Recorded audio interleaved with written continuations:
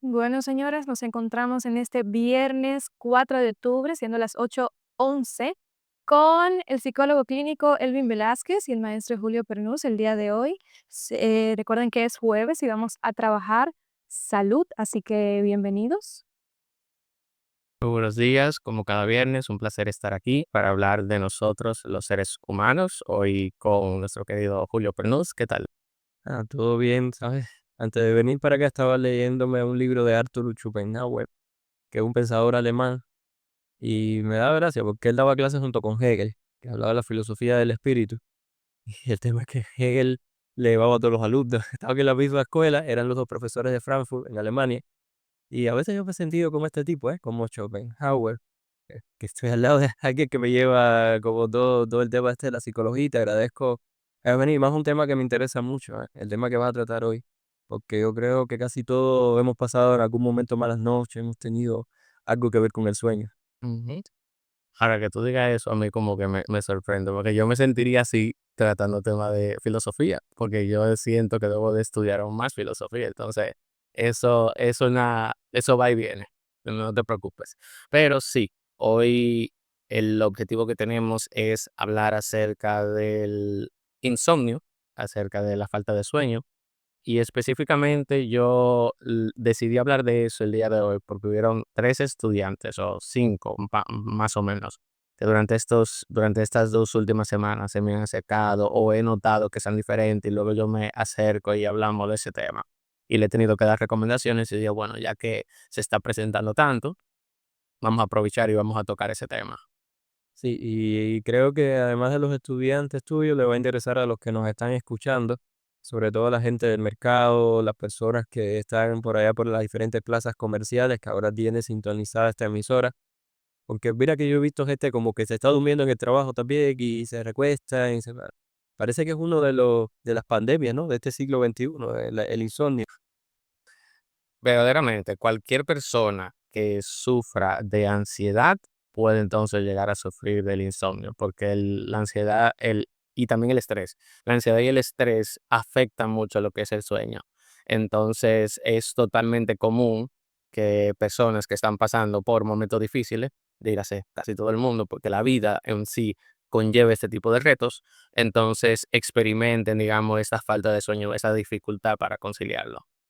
Ahora mismo, por ejemplo, algo que yo noto en varios estudiantes de los que le doy clase aquí en la universidad y también, pero en adultos, es el estrés del cumplimiento, de que hay que aprovechar al máximo el día. Los muchachos se acuestan quizás hasta en TikTok, en redes sociales, tratando de adquirir esas informaciones. Alguna gente me ha dicho que eso es perjudicial para el sueño, que esas pantallas, no sé cómo tú lo has estudiado y si crees que es así. Hay padres que sé que tienen niños y es algo que en las escuelas les señalan mucho, aquí mismo en Loyola, el uso de las pantallas. El uso de las pantallas tenemos que decir que sí, que afecta en la capacidad que nosotros tenemos para el sueño, porque esa luz blanca que nosotros recibimos de las pantallas, lo que hacen es decirle a nuestro cerebro que no es hora de dormir. Si tú te levantas y ves el sol, tu cerebro entiende que es hora de estar despierto, entonces va a comenzar a segregar las sustancias necesarias para que tú te mantengas despierto. Entonces, si tú en la noche, que es el momento en el cual tú debes de relajarte, en el cual los niveles de cortisol deben de regularse, en el cual tu cerebro tiene que entender que hay que dormir, tú entonces le estás dando un estímulo que le hace entender que no es hora de dormir. Obligatoriamente va a afectar luego tu desempeño a la hora de dormir. Y ahora que tú tienes varios estudiantes, vamos a aprovechar que está Denise aquí también con nosotros. ¿Cómo duermen ustedes los jóvenes de la universidad, Denise? ¿Cuáles son los problemas principales que tienen ustedes para el sueño? Bueno, yo ahora mismo estoy durmiendo unas 7, 5 horas, 5 horas. no tanto, sí. ¿Pero por qué? Bueno, mire, yo salgo normalmente de las clases a las 9:30, De la noche de aquí. sí, 9:30 de la noche. Llego, son como 15 o 20 minutos de trayecto de aquí a mi casa. Eh, Cuando llego, me quito la ropa, me pongo a cenar, preparo lo que tengo que preparar para mañana, para el siguiente día. Y en lo que me pongo a revisar las redes sociales un rato, no sé qué, dan las 12, 11 de la noche. Inconscientemente, porque yo sé que tengo que levantarme temprano, sé que tengo que dormir lo suficiente, pero no lo hago de manera inconsciente. Y ya después cuando me toca levantarme a las 6 digo: "¿Por qué no me fui a dormir temprano?". Eso también suele ser una problemática muy frecuente. Am, el sueño debe de ser no solo algo que sintamos, sino que debe ser una rutina. Asimismo, como tú tienes una hora para levantarte, una hora para hacer X actividad, también tenemos que tener una hora a la cual vamos a ir a dormir y una hora a la cual vamos a dejar las pantallas, que debe de ser 1 o 2 horas antes. Y si vamos a usar pantallas en las noches, debemos de activar el modo noche, que todos los celulares lo tienen. Si usted no lo conoce, tiene que simplemente buscarlo, porque hay un modo que todos los celulares y computadoras más recientes están incluyendo, que es un modo que pone la pantalla en un tipo de luz amarilla, que esa luz amarilla es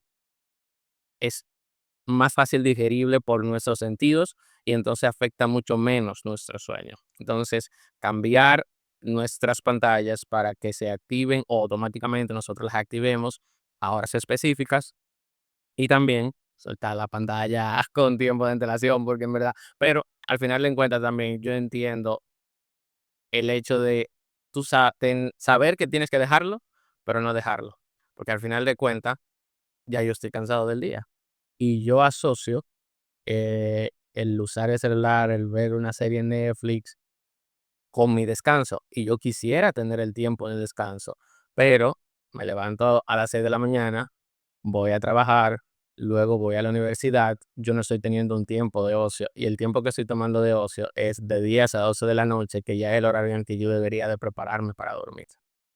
Este filósofo Arthur Schopenhauer, en los aforismos sobre el arte del buen vivir, que es el libro que yo me estoy leyendo ahora, hablaba de que la personalidad, y si uno se preocupara más por el cuidado de la persona, fuera más feliz, ¿eh? Porque estamos constantemente, él lo decía en el siglo XVII, final, principio del XVIII, constantemente lo que estamos intentando es cuidar nuestros bienes, lo material, si tengo esta jipeta, si logré viajar a algún país y tal ropa. Por eso cuando Shakespeare hablaba del hombre y cómo el hombre de alguna forma iba, él hablaba, la palabra es imbécil, y como imbecilizando su vida, espero que se entienda el término.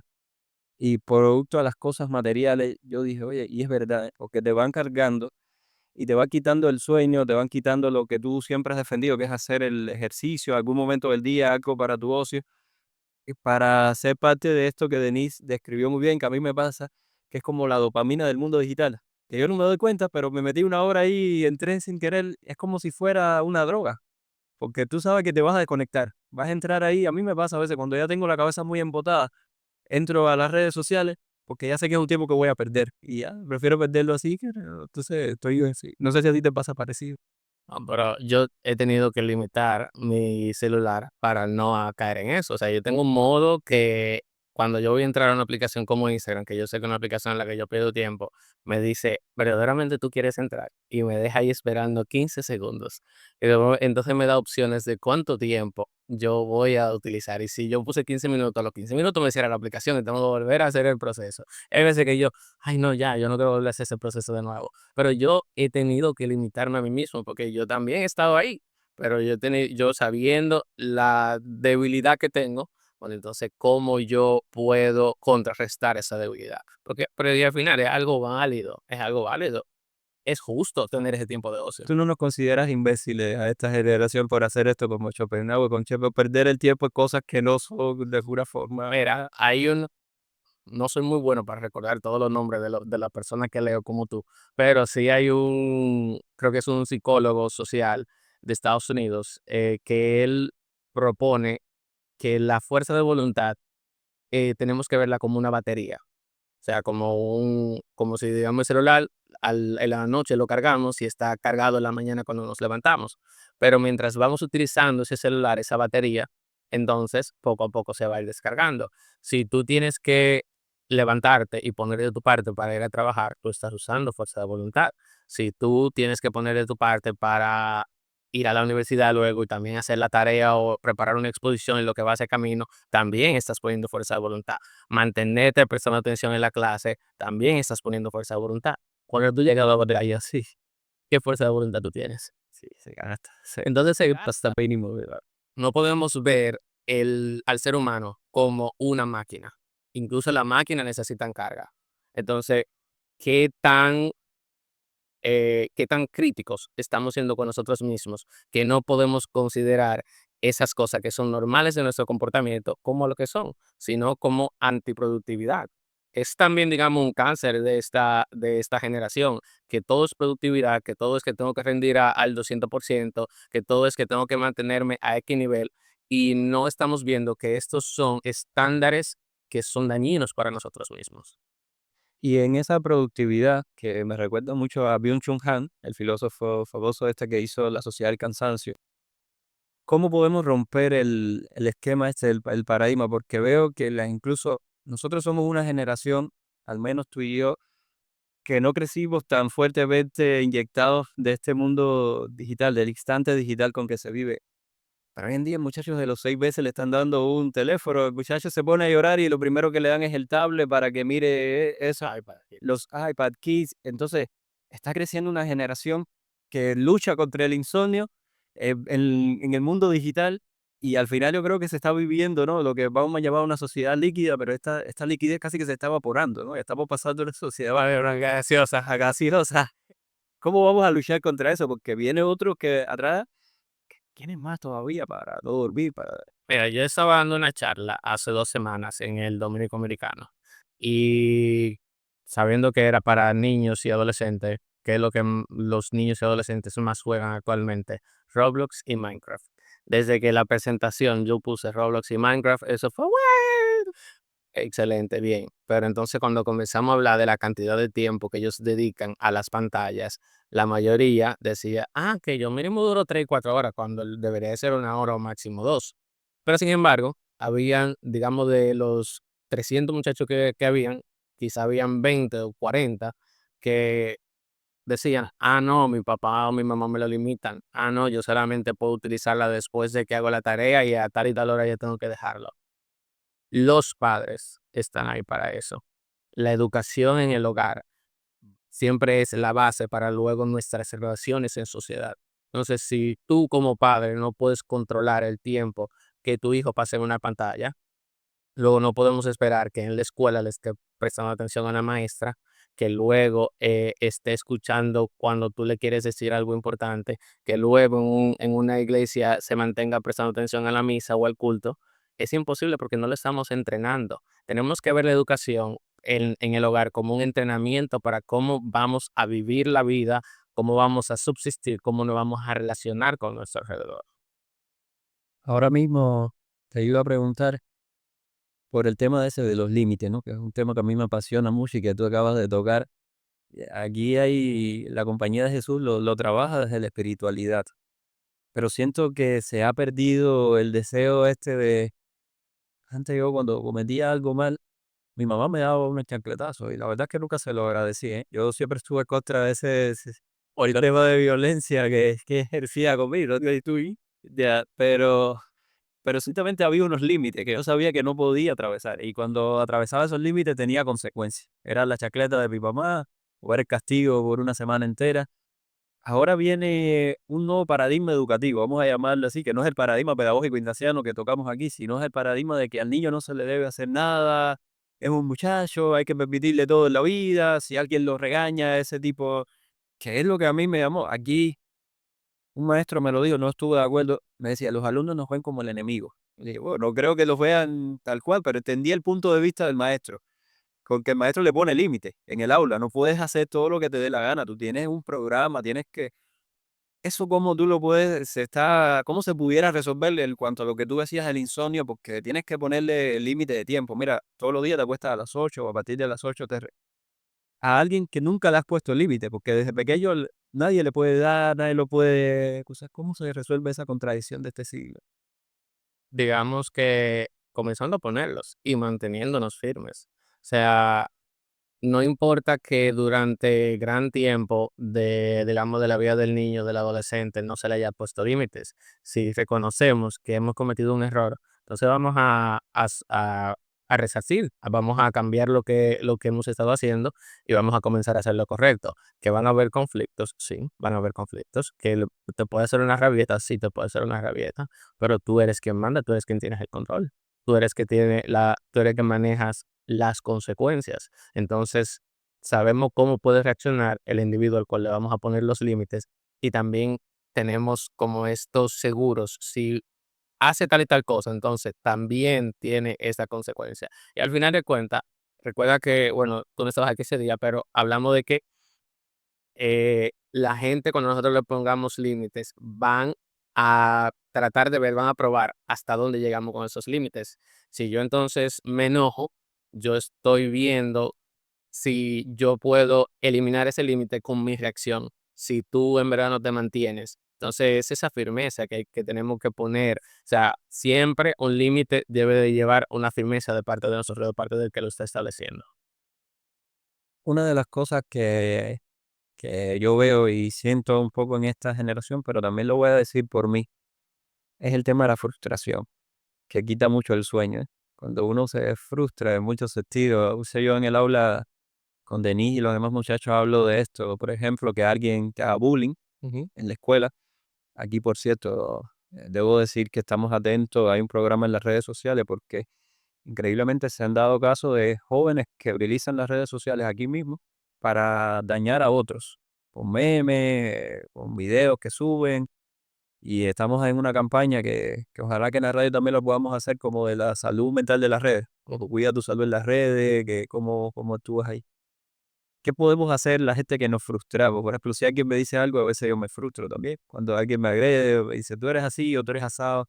Y después esa frustración la llevo por la noche y tú sabes, a uno en la cabeza se le queda como dando vueltas. Mira, me pasó esto con fulanito, o me pasó esto con menganito. Y este programa lo deben estar escuchando algunos maestros o algunos padres. ¿Qué puede hacer un muchacho que le sube un meme ahora mismo a una red social y que lo está viendo todo lo yola? Porque antes tú y yo nos fajábamos y se quedaba en el ambiente tú y mío. Ahora, si la otra persona quiere hacerte daño, te puede hacer un video y lo empieza a compartir por WhatsApp y lo ve la escuela entera posiblemente. Entonces, ¿qué se puede hacer para tú apostarte sabiendo que tienes esa frustración que pasa mucho, ¿no? En las universidades y aquí en la escuela.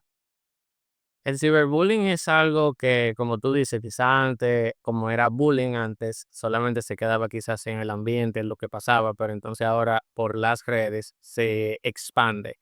Y es algo que quizás tú no planeas que se vuelva viral, pero se puede volver viral. ¿Cuántas veces hemos visto quizás videos de una gente que tiene un pequeño accidente y eso hasta luego se utiliza para hacer enganches en videos en las redes sociales? Entonces, aquí hay algunos factores que hay que tener en cuenta. Primero, esa frustración que tenemos guardada, tenemos que ver si estamos comunicando lo que sentimos. Porque si tú tienes un método o un estilo de comunicación pasivo y tú te guardas las cosas, eso que tú te guardas no es que desaparece, sino que se mantiene ahí. Y luego en algún momento, cuando tú no aguantes, va a salir y vas a explotar. Puede estar pasando eso.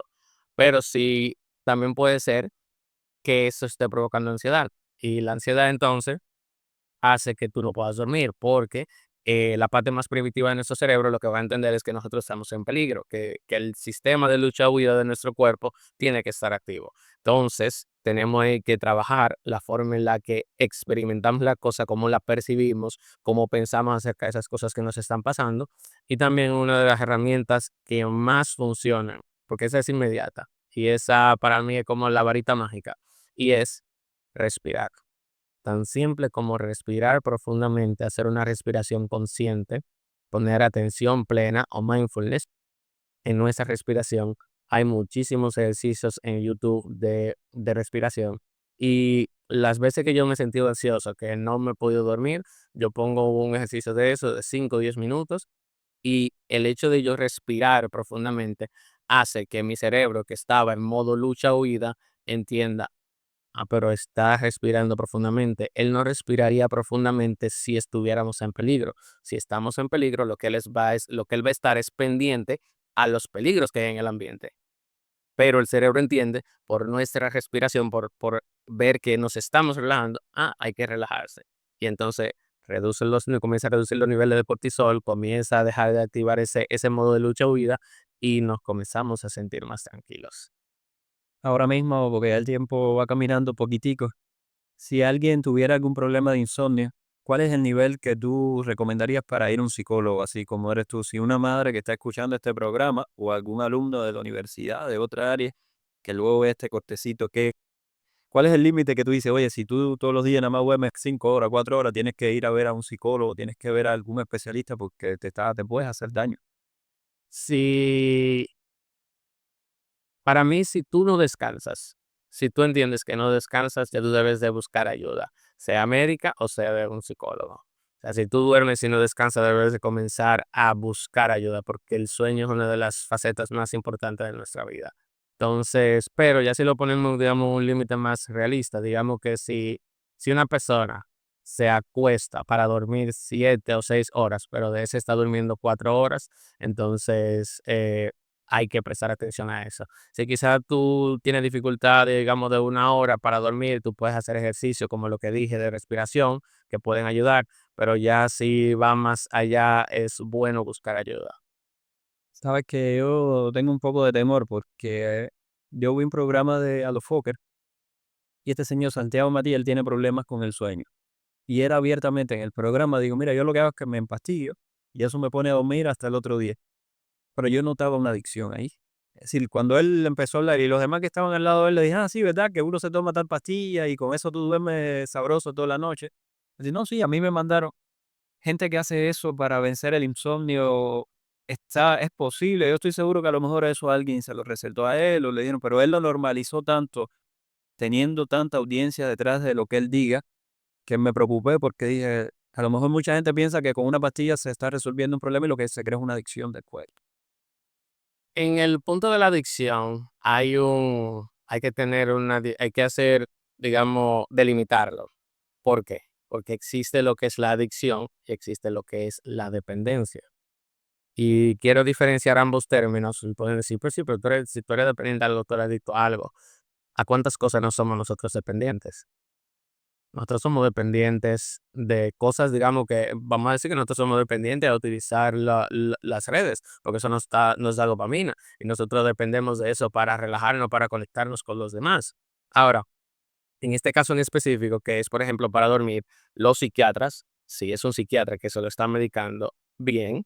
Si usted está buscando ayuda, bien. Ahora, si usted se está automedicando, entonces ahí yo le diría que no está en lo correcto. Ahora, el hecho de que si tú tienes una dificultad para dormir, tú accedas a la ayuda y que el psiquiatra te indique un medicamento para dormir, no es nada malo. Ahora, ¿qué sí podemos tener en cuenta? Que si tú estás yendo al psiquiatra y el psiquiatra se está medicando, es bueno que también tú puedas ir a un psicólogo y trabajar esas dificultades que no te permiten a ti dormir. Ahora, lamentablemente, sí hay gente que simplemente se mantienen con el medicamento, pero se genera una dependencia, porque ya cuando hablamos de adicción, hablamos de que es también desadaptativo y que incurren en conductas muchas veces antisociales para adquirir eso, o pueden tratar de hacerle daños a otro, o pueden reaccionar de manera reactiva, agresiva, para poder acceder a eso. Entonces, tenemos que ver la adicción no como cualquier cosa a la que dependemos, sino también aquello a que genera un nivel de desadaptación a nivel social. Irene Montero decía eso, que es una politóloga española. Hablaba de que el lenguaje define la realidad. Es bueno lo que tú dijiste, porque es verdad que la adicción casi siempre se asocia con más peyorativo, algo que es negativo para la persona, mientras que la dependencia puede ser que tú tomes un fármaco. Para mí el gran peligro de esto es, uno, que tú lo hagas, porque si lo haces por un psiquiatra ya más o menos, pero que tú le preguntes a ChatGPT, pues yo no puedo ver qué medicina tú me recomiendas, porque hoy en día va a haber mucha gente que está escuchando este programa que tiene problemas de insomnio y lo que va a hacer es eso. Y la generación que va a seguir cada vez más, lo que va a hacer es preguntarle a una inteligencia artificial, el que va a ser su psicólogo, ¿eh? Hay gente, yo conozco, Denise es testigo porque ella está con mucho, hoy en día la interacción entre los jóvenes y las inteligencias artificiales es increíble. Así que lo tiene algunos como amigos, ¿eh? Dime, mira, tengo esta situación y Y amigos, pareja, hasta pareja y todo. incluso la última actualización que tuvo ChatGPT, cuando pasó del 4 al 5, hubieron mucha gente que no se perdieron esa pareja y tuvieron que hacer un duelo, porque el cambio que hubo del 4 al 5, como que cambió algunas estructuras y ya no actuaba de la misma manera. O sea, ellos decían, pero la pareja con la que yo había estado ya no está, ya no es la misma. Pero sí, y se ha notado, se hizo un estudio en el cual se observó que las personas que utilizan ChatGPT o cualquier inteligencia artificial de modo generativa, como esas que se han vuelto muy, muy comunes y muy populares ahora, aquellos que la utilizan como su soporte emocional o como un terapeuta, como de ese tipo de formas, tienden entonces a entrar en cuadros psicóticos, tienden a desconectarse aún más de la realidad. O sea que, si usted está tomando a ChatGPT como psicólogo, mejor escríbame a mí, escríbale al psicólogo de cuál es la forma de acceder a la salud mental cuando uno no tiene la posibilidad económica. Normalmente, la mayoría de psicólogos siempre tenemos forma en la que podemos ayudar. Están los hospitales, que aunque el sistema público no es el mejor, pero hay acceso. Hay acceso a psiquiatría, hay acceso a psicología y también normalmente los psicólogos tienen, digamos, un lugar en el cual trabajan que pueden, digamos, reducir un poco la tarifa, porque claro, al final nosotros los psicólogos realizamos una labor que debe ser remunerada, pero siempre también tenemos en cuenta el factor social, el factor de que estamos trabajando por la mejoría de nuestra sociedad. Entonces yo le diría que busque la forma de que no se conforme solamente con ChatGPT, porque normalmente, y el mismo ChatGPT te lo dice, o sea, esto solamente puede servir quizás como una guía, no puedes tomar esto como consejo profesional ni nada por el estilo. Y hay algunos límites que tiene actualmente para que no se dependa tanto en ella. Es bueno que tú lo digas, porque quizás hay mucha gente que tiene insomnio y lo que hace es eso, dime algo que yo pueda tomar y a partir de ahí seguimos nosotros, ¿no? Con las orientaciones que nos va dando. Yo me leí un libro ahora que es la primera biografía que se hace del Papa Nuevo León XIV. Lo hizo una periodista norteamericana, apellido Stein, y esta periodista, una de las cosas que el Papa le dice es que una empresa multimillonaria de inteligencia artificial le propuso crear una figura de él para que acompañara a la gente. Como que él le diera como permiso, con algunas respuestas que eran básicas de él, porque había mucha gente que quería conocer al Papa, que quería, entonces ellos van a crearte todo un simulacro virtual, le iban a pagar a él millones, yo creo, un derecho de autor grande, para que tú pudieras ir y tener una cita con el Papa, porque eso iba a ser imposible. Digo, "Uy, pero esto es el colmo, ya que me venga a mí a proponer que el Papa me va a dar una orientación espiritual, ¿no? Entonces tú le vas a preguntar al Papa y el Papa te va a responder acorde quizás a algunos pensamientos que él tenía o que él pueda elaborar, pero estamos cerca de ese mundo, ¿eh? Y yo siento que es bueno este programa porque quizás alertemos a personas sobre que no te va a resolver el insomnio escribir en una inteligencia artificial. Mira, dime qué puedo tomar para quitarme esto que estoy pasando. Ujú. Al final de cuentas, son señales que nos da nuestro cuerpo. Si tu cuerpo te está diciendo que hay algo que hay que prestarle atención, entonces debemos de tomarlo de esta manera. Y de nuevo, si nos enfocamos solamente en lo que vivimos, quizá en la monotonía, en el ritmo de vida, vamos a tratar de como de esconder eso lo más posible, vamos a bajarle el volumen a eso, pero todo eso vuelve, todo eso en algún momento, en el momento en que tú eh, caes en la cama, entonces vuelves a ese momento, a esa dificultad, a eso que no puedes dejar ir, porque al final de cuentas, tú puedes tratar de escapar lo más que puedas, pero el momento en la cama en el cual tú no puedes hacer lo que tú quieres hacer, ya ahí es imposible lucharlo, ya no depende solamente de ti. Y para cerrar, que nos digas dónde las personas que te están escuchando pueden buscarte. Hablaste de la humanidad, que tú eres un tipo que sé que tienes poco tiempo todavía, pues atiendes a muchas personas incluso de manera filantrópica, que no le cobras a muchísimos jóvenes que están acá, pero ¿dónde ellos pueden, si alguien quiere tener una consulta contigo o seguirte también en las redes? Me pueden contactar a través de mi número telefónico 849-201-0330, 849-201-0330. En las redes me pueden encontrar como psico.comprender, psico comenzando con una P.